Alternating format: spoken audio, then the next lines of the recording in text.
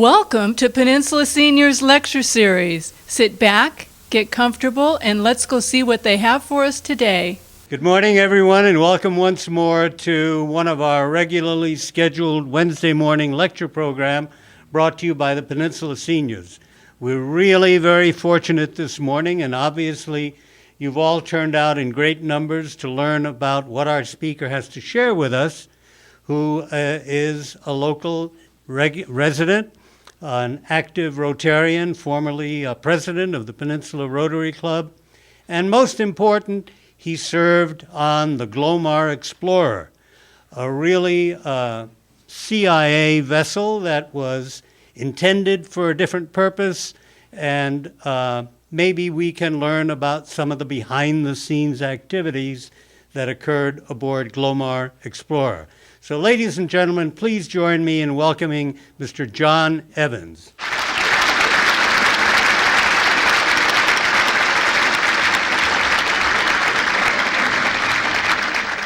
Good morning, fellow senior citizens. I would be remiss if I didn't say that I know Virginia Hicks. Her husband was on the Glomar Explorer and was the lead metallurgist and did a lot of wonderful work. I'd also like Jimmy Moore back there. See, I'm only mentioning him because he and I worked together in Union Oil almost 60 years ago. So we've had a little bit about it. Thank you, Marty and Gerald, for inviting me to speak to you people today. I think Gerald was a little chagrined when he found out that I didn't have a PowerPoint presentation or a slide projector.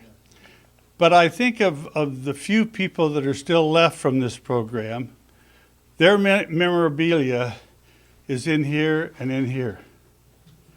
It's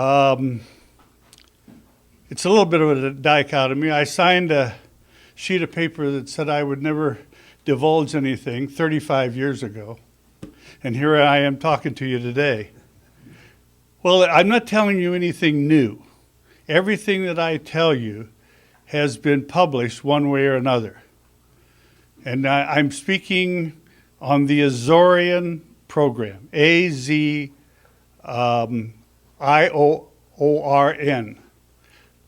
which you computer buffs can go to and look it up. And you can get all these bits and pieces. What I have tried to do over the years is put these bits and pieces together in a scenario that makes some timely sense. Now, did anybody see a clip in the LA Times about the agency having released a 50-page report in February with the author unknown? I didn't see it either. And the reason is because this is old news to most people. You know, this is a story twice told. It just isn't news anymore. But a couple of predecessors to it is that back in the late 50s and early 60s, the Navy felt that their electronic tapes from sonars were sufficiently accurate that they could catalog the commercial and military vessels of the world. Now that's a pretty sizable job, and they have worked on it for many years. They did trade it to the Russians for something. I hope they got a lot for it. But it's still used today to trace vessels that they feel are somewhere that they shouldn't be. And you see this every once in a while when you find, you know, they stop a vessel off Yemen or going through the Suez Canal or what have you. The other things were that NavSat, which is the predecessor to your current car DPS systems, when it first came out, there were about 8 or 10 satellites at that time that you could get direction from. And so Honeywell up in Bremerton and Seattle incorporated the NavSat into their deep water sonars. And they also came up with a device, much like works in your cell phones now, where the batteries remain dormant until they are activated by some external force, like the sound of propellers. So with these two things, the Navy decided that they would start setting out arrays of sonars on the bottom of the ocean in critical places throughout the world. One of the places was up north of Hokkaido Island, along the Kurils and on down along the Aleutian Islands. And the reason for that was because Petropavlovsk is a nice little town where they're on the Kamchatka Peninsula, where the Russians fit their vessels out with nuclear weapons. Back in the summer of 1968, there was a flourish of vessels tearing around in the North Pacific, and some of them they had already recorded as Russian warships of a certain size. And they thought, well, something must be up. So they went back and looked through their electronic tapes, and they found on March the 8th of that year what they called a discontinuity. And that's not a bad word. What it actually was an implosion, the opposite of explosion. It's when some type of vehicle at atmospheric pressure gets too deep in the ocean and the pressure of the ocean crushes it. And no, they wouldn't have heard that on their tapes because that's only happened about 12 times. You hope not to lose too many submarines, whether they're ours or theirs. With this information, they triangulated with this group of sonars that they'd put out in a system that they call SOSUS.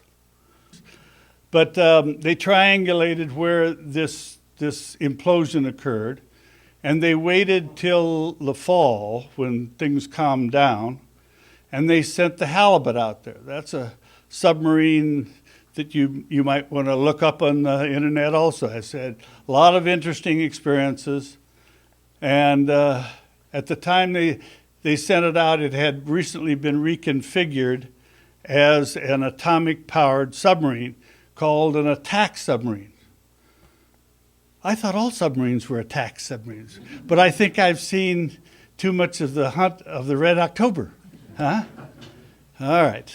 So anyway, they came out with about 30,000 feet of wire and a fish on the end, which could swim. You know, it had the ability to keep, by sonar, to keep a constant distance off the floor of the ocean.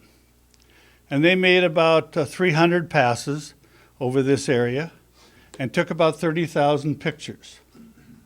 And they came back, and the agency put together a mosaic of this submarine. And sure enough, here it was, a Gulf Class II submarine, K-129, fitted with either 3 or 4 atomic weapons.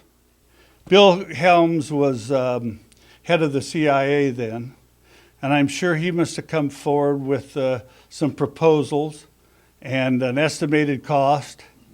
And you can imagine Richard Nixon and Henry Kissinger rubbing their hands together. Oh man, we're going to steal a Russian submarine right out from underneath the Russians' nose. It was payback time for the U-2 and Gary Powers and having embarrassed Dwight Eisenhower. Anyway, it came forward, and the agency by 1970 had put a 1/16 scale model together and were out looking for contractors to try to do this salvage work. And they narrowed it down to 3 contractors. One of them was Mechanics Research here in Torrance, which was a think tank, and they had some definite ideas. And then they got Lockheed Missiles and Space up in Sunnyvale, and they came to Global Marine. And it's like, why Global Marine? Well, about the time the K-129 went down, we came out of Orange, Texas with a brand new center well vessel. Center well meaning John Graham, who was our principal naval architect, had designed where you could strengthen the ship and yet have a hole in the middle of it, which gave you maximum weather conditions for doing oil well drilling, which was our primary business. And the center well was about 25 by 25 feet, euphemistically called the moon pool. And the reason for that was that at daybreak and at dusk, the sun would shine through the water and give an eerie green, pea green type glow. And so people said it was like looking at the moon. The Challenger came out, but it didn't go to work in the oil industry. It went to work for the National Science Foundation, and the primary operator was Scripps Oceanography. And what they were to do was either prove or disprove what we call plate tectonics. The Earth revolves much like a tangerine rather than a navel orange. It's a little bulged out in the middle. And we don't feel that centrifugal force, but the land masses, whether they are on the surface or under the water, they feel that force. And so continents are bumping into each other or parting, whichever way they happen to be moving. And plate tectonics evolves that here are beds laid down in the oceans of the world over many thousands of years, and then all of a sudden it cracks apart, and one of the beds, the softest of them, goes under the other one. And that was the theory. And so what the Challenger did, it came along and it cored through these two layers and proved that they got the same beds twice, that they'd all been laid down at one time, but since then, part of the Earth had slid under the other. And you see that that's what we have here in the continental shelf off the Pacific. The Challenger did very well. It had a recovery of about 65% of the cores that they took, which was far better than anybody ever done before. They also did a re-entry in 10,000 feet of water off of Cape Cod. And they were preparing, we were working on some economics and expenses to go out to the Marianas Trench, which runs from Guam down to the Marianas Islands. And down there, there's the deepest spot in the world because both these plates, for whatever reason, turned down and made this ditch. And what we were going to do was drill through the mantle, core through the mantle if we could, in the shot where the mantle is the thinnest on the globe. Now, these numbers, that particular place is 37,000 feet. I say these big numbers to impress you. But to tell you the honest truth, when you're working in oceanographic systems, it's the first foot that matters. Once you get into the water in an environment where the human can't work unless he's under some exterior support, well, then you better have your systems in place. And the rest of it works out. Why me? Huh? I, at the time, was assigned to the sales department, and I was head of contracts. I did have a mining degree from Missouri School of Mines, and I had worked as a drilling contractor since 1960. And so an engineer that I had worked with, Jimmy Dean, he came to me one day and he said, can you come with me tomorrow out to Culver City? I have some people I want you to meet. And I said, oh yeah, who? He said, let them introduce themselves. Yeah, you see, I hear that. So I went out to some Kon-Tiki motel, And there were 2 or 3 people in there. And there was one little short guy about this tall in a black suit with big white pinstripes. He looked like Fiorello LaGuardia or a gangster from Chicago. And he asked most of the questions. I later found out that his name was John Perengoski, which you can also find on the internet. And he had been the head engineer for the agency for the U2 project. So he was no dumbbell. But he wanted to know what my experiences were, what have you. Finally, he asked me a question. He said, if I draw an X on the floor of the ocean, how close can you get to it? And I said, well, if it's not in too shallow a water, and we have nav set as good as we have on the Challenger, I said, maybe 300 yards. He said, okay. And then he started to go on to the next question. And I said, wait a minute. I said, how will I know if I got to where you've drawn this X? And he said, I will tell you. So I did a little bit of soul searching and said I'd come along with him. And it was probably less than a month that I got one of the 2 contracts that was given to Global Marine. John Graham, our principal naval architect, got one contract to put together the preliminary on a heavy lift vehicle. And I was assigned to fit out one of our smaller vessels, the Glomar 2, which was coming back from Alaska. But I had to get it loose from Shell, so I went and talked to them. Thankfully, they'd been one of my customers before, and so I knew a number of them. And they said, yeah, they'd let me have it for a couple of months.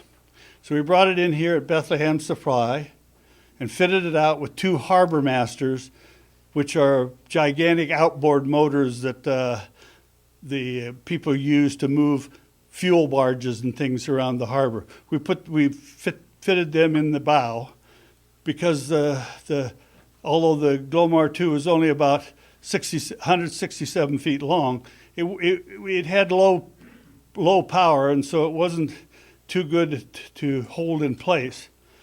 We fitted it out with NavSat, and we had Honeywell. Honeywell came down and brought a couple of trailers and some wire, cable. And we went out to Hawaii and then on out to the North Pacific.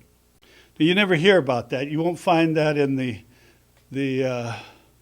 published stuff on the computer. It was sort of a prelude to the whole thing. And we went down and lo and behold, we got within about 1,100 feet of the debris area, the main debris area that had been mapped out by SOSUS. So we were pretty happy about that. I hadn't realized that in the agency, there were a lot of people still skeptical of being able to go out with a commercial vessel and reach a place that had already been chosen. But we showed that we could. They also didn't know what the water depth was. They knew it was in excess of 15,000 feet, but as it turned out to be about 16,700 feet. And so we started off with a bang. Even before I could get the Glomar 2 decommissioned and back to Shell, I was assigned to the overt team. Okay, and the question is, all right, you're going out to the North Pacific. What the hell are you doing out there, huh? Why are you out there? Who's paying for all this, huh? So we started working on that while Graham was working on the preliminary drawings to commercially bid the Hughes Glomar Explorer. We had favored Howard Hughes, but the agency wasn't too keen on them about that time.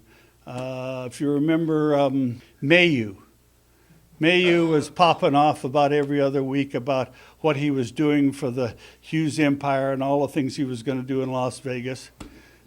And then we had a fellow named Drummer, Melvin Drummer. Melvin Drummer was a guy that purportedly picked up Howard Hughes while he was walking along the freeway and brought him home. and ingratiated himself, and he was part of it. So everybody said, oh, no, no, no. We said, well, wait a minute. Let's go a different route. Let's call up Raymond Holliday down in Houston, the president of Hughes Bit Company, and contact him. And they said, do you know him? We said, yeah, we know him. And they said, how do you know him? I said, we're both in the drilling business, for God's sake. They'd forgotten where Global Marine came from. Huh? So Raymond was very kind. He had us come down. The agent wanted to know if we could please sit out back at a picnic table under an umbrella, which was used on days that it wasn't 110 degrees and 98% humidity in Houston. But he was apparently concerned that Raymond's office might be bugged, either by him or somebody else. So he cleared him and asked some questions, and Raymond said, yeah, he'd get back to us.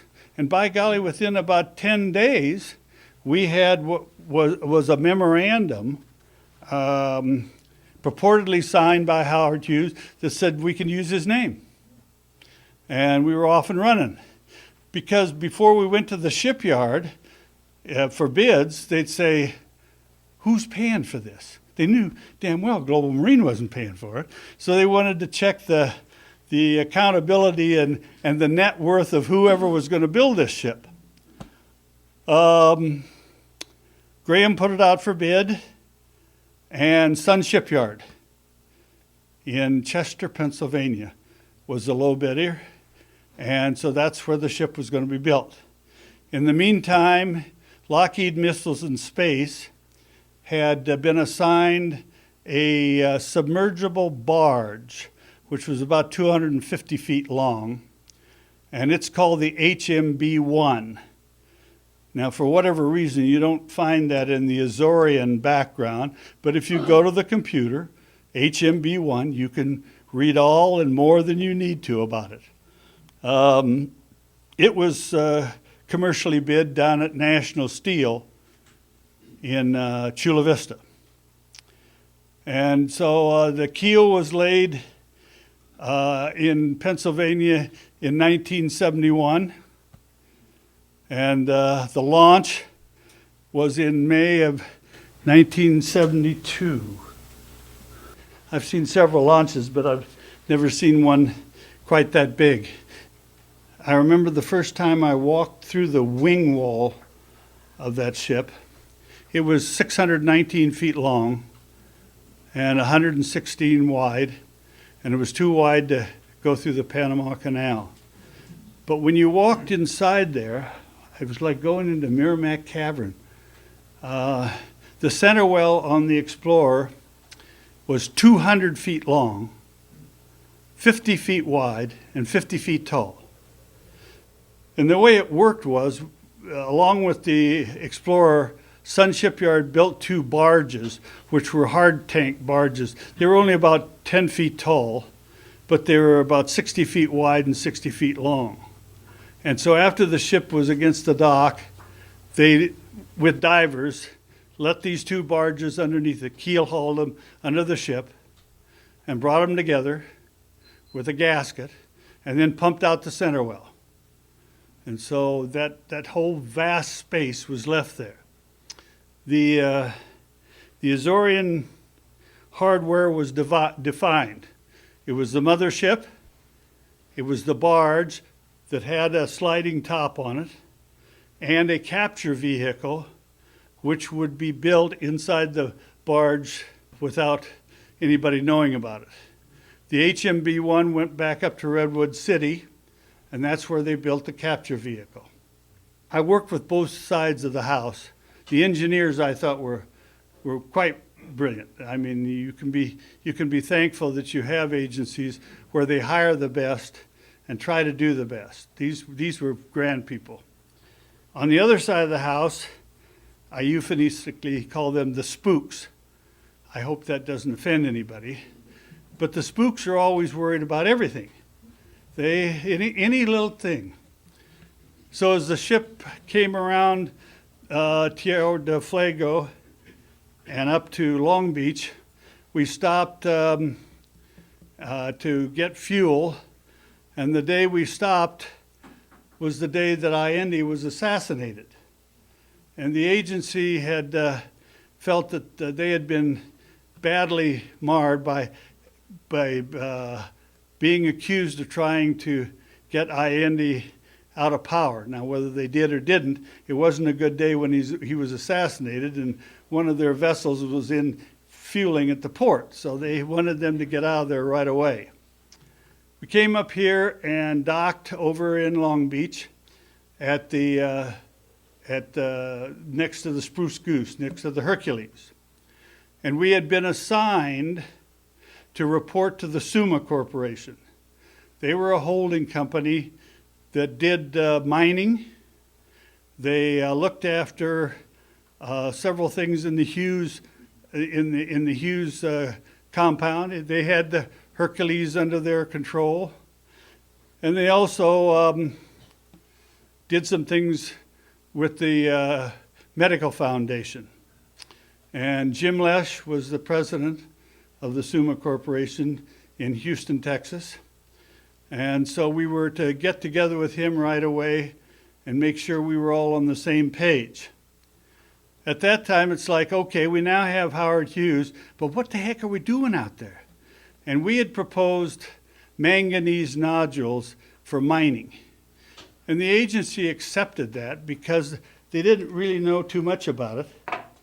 Manganese nodules are they're a colloidal mineral that's gathered together in the deep oceans of the world. Primarily, molecules travel over the floor of the ocean, and then they're attracted to another molecule, and with that much water pressure on them, they seem to gather together. You can take a look at those. They're kind of like sheep droppings. Aren't they? Yeah. Okay. So Glomar had a group of about 4 or 5 marine geologists, and headed up by a fellow named Dave Pascio. And at that time, he happened to be up in Alaska looking at subsurface alluvial fans from rivers that were known to have gold.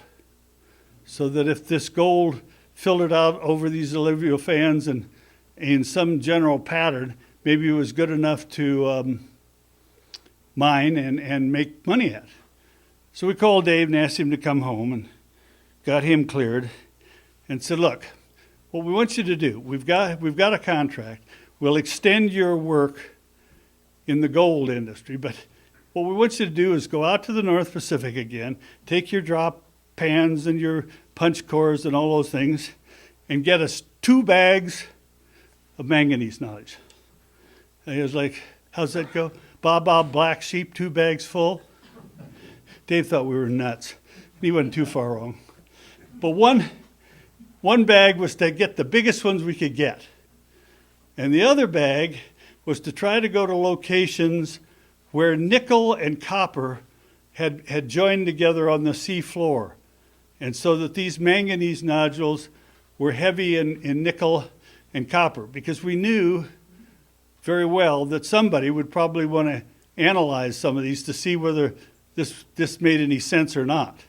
So we took them down to the Summa Corporation in Houston, and the agency and ourselves all were on the same page. And Pascio wrote little articles and clips which were to be released under Summa's name.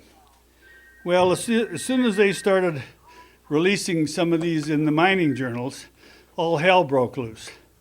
Anaconda and Broken Hill Proprietary and a couple of the big mining companies in Chile, they said, wait. You can't do that. We haven't defined yet with the law of the sea who has rights to these minerals on the ocean floor.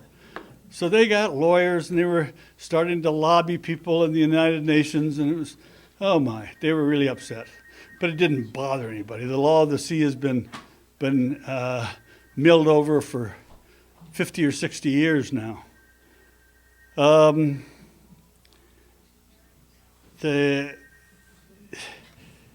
We finally got underway in 1974, early 74. We headed out and went to the North Pacific, and took about 2 days to flop around out there, to set our weather buoys and to try to make sure that we were where we thought we were.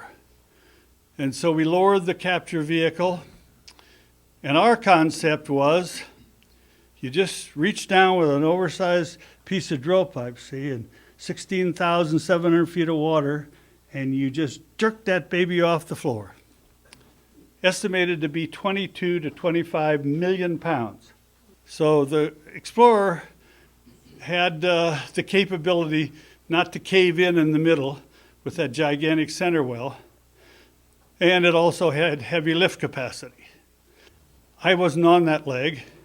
People have asked me before, they said, well, when you got it on board, was there a smell? And some of you may know Randy Michelson. He's a young pastor that was here in Torrance a number of years ago. He was on the forensic leg, and he said it was more like opening a trunk in your attic that hadn't been opened for a number of years. It was kind of musty. But we recovered 6 bodies, 4 of which we knew who they were. They had identification, Russian sailors. And the other 2 were bits and pieces. We couldn't tell who that was. So we went off about a couple hundred miles south of where the site was, and we had a burial at sea, which you can all see also by going to Azori. They have a video of this burial at sea was done both in Russian and American, and we gave the Russians a copy of this video in 1990 with no comment. We came back a little disappointed because we had raised this object up about 5,000 feet off of the floor of the ocean, and it began to fracture in 2 or 3 places, and we lost about 38 feet of it. And so we were kind of down about that, but the agency seemed to be pretty happy. And we got back in that fall, came to the isthmus, put the debris that we had left and the capture vehicle on the HMB-1, and it was towed back off to Redwood City. And we came in here at Long Beach, and they wanted us to cut the forces down to the bare bones, but they would re-sign a contract to go out in 1975. Well, February 6th, 1965, there was a robbery here in West Los Angeles. Broke into some small offices and stole things out of a safe that they had. It was at 7,000 Romaine Street. Now, youngsters, I don't expect anything out of, but come on.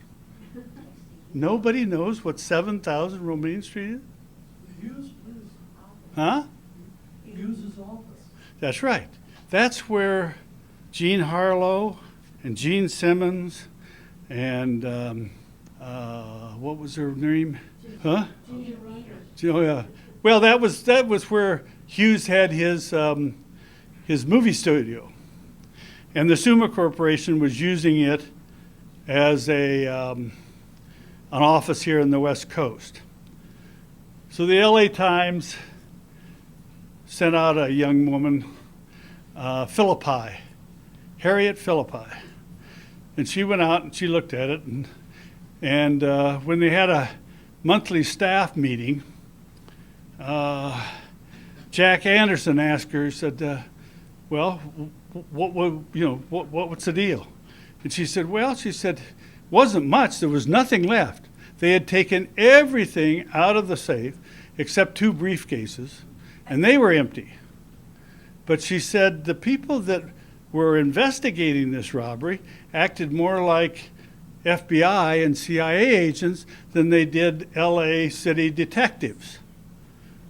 Well, Anderson and a whole bunch of them, Novak, had been briefed, and they had all agreed to be silent unless they saw something that was going to get to print, and then they were going to release the story.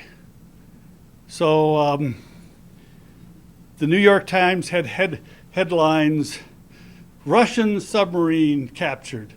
And then Jack Anderson wrote the big story here in the LA Times, and that blew the whole cover. And the spooks weren't too far wrong, were they? Here is a little tiny incident which blew a $100 million contract. The aftermath, Harriet Philippi was madder than hell. Oh God, they had sent her to do this story, and she didn't even know what the story was. And when Anderson and a couple of others took it over and got 2 and 3 pages, she was really furious. So she sued the agency under the Freedom of Information Act, and that suit is pending still today, 35 years later. Okay. The mining companies were madder than hell. They spent a bunch of bucks getting lobbyists to go to the UN and preparing proposals to stop mining until they defined who had the rights to the minerals of the ocean. And now they found out it was a hoax, and they'd spent all that money, and they had just for something that wasn't going to materialize anyway. Global Marine was a public company, and 3 of our principal stockholders, 2 of them were insurance companies, and 1 of them was a pension fund. And they were mad. They didn't think Global Marine should be in that kind of business. We put out red herrings over the previous 4 years that we're just day rate contractors. We don't participate in the mining, nothing to do, we just work by the day. Didn't matter, they weren't too happy with that. So they went to the SEC about suing the board of directors and principal officers of the company. But the SEC said to them, we knew what they were doing and we said it was okay. So that blew that one. They didn't go any farther.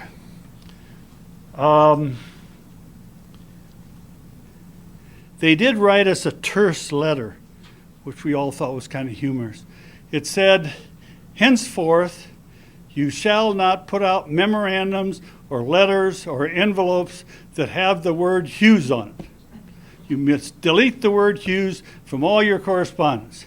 And furthermore, you are to take a grinder and grind the name Hughes off of the bow and the stern of the vessel.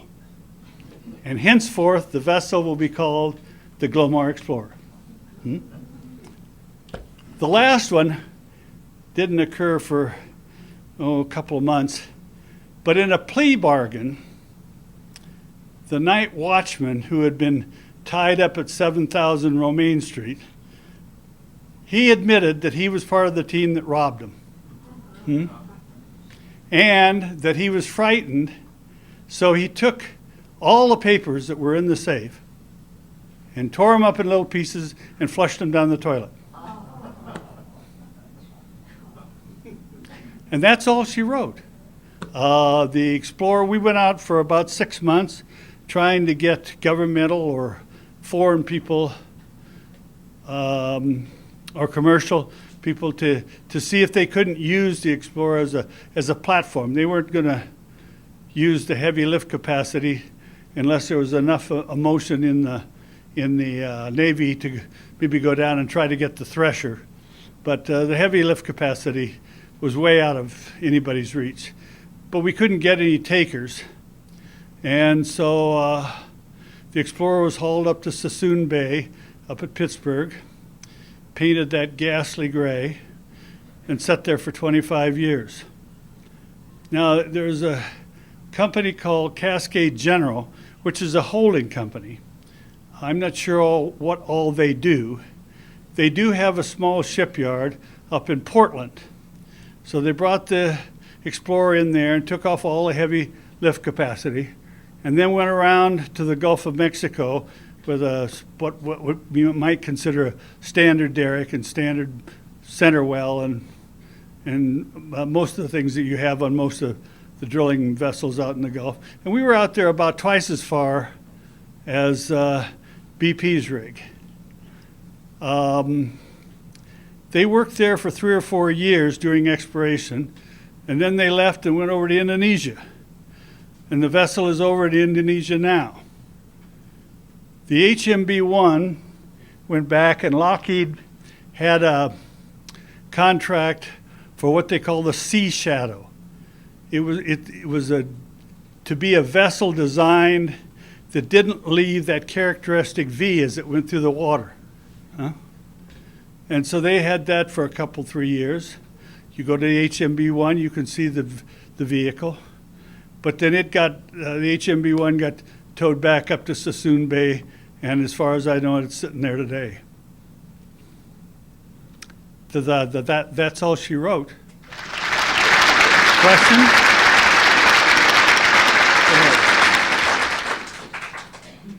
He asked if we recovered any of the nuclear weapons that were on board. And my answer is, I'm sorry, I don't know. Any other questions? I didn't do well on that one.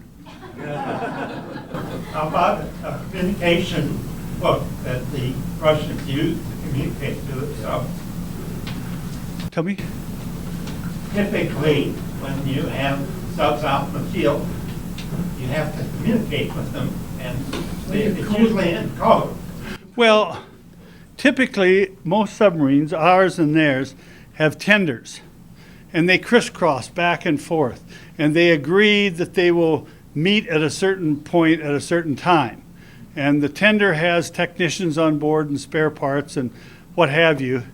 And if the submarine needs anything, they'll surface and they'll work on it. Or they will say, just very briefly in code, on to the next station.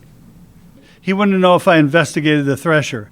I did not, but it's the Thresher went down off of Cape Cod, I believe, about 100 miles south of Boston. And it's still lying there. I'm sure they know what it is. But emotion doesn't get budgets done for the government. Can you spell Zorian? AZORIAN.com. How did we recruit our crews? Oil drilling people have been rather independent. They've never been unionized. They think it's, baloney. They get a job, and if they don't like that job, they go over to the next rig and they get a job over there. So most of them were pretty loyal. We probably had to let a few go because of either drugs or some other problem. But most of the people came from the oil drilling industry, and we were fortunate. Then Johnny Foster's group over at TRW helped us a lot get technical people. That's where we got John Hicks, bless his heart, and a number of other technical people to get this job done. Did they bring the guys to trial who robbed the Hughes office? What's that? The guys who robbed the office at Hughes, and the night watchman who was complicit with them. Yes? Did they bring them to trial? Yes, I believe they did. They prosecuted him. It was a felony. The people that robbed the office at 7,000 Romaine, but it was a small felony, and it wasn't that big a deal. They didn't release that. Did they release the story about the robbery? I think they did. I think they did in February and March of 1975. There was some little clips in the paper that said that there had been a robbery at 7,000 Romaine. But there wasn't anybody other than the bigwigs in the publishing business that had been briefed by Bill Colby that this is what the deal is. Yep. The submarine that you recovered, the 38 feet of the wash, was that at the tail end or the bow end, or, you know? I'm sorry, I don't know. Jim, I know it seems like I'm not too well informed. But they were, I would assume, and that's what I'm going to do, is that they'd have gone back out that winter and looked at the reconfiguration and then decided to do with, again, I assume that it was around the bridge. Huh? Why? Because, you know, why would you want to go back out and try again unless there's something there you still wanted?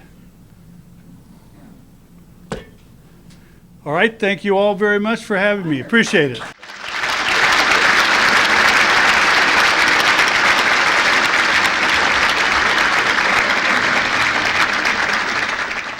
Thank you for watching Peninsula Senior Lecture Series. I'm Betty Wheaton. See you next time.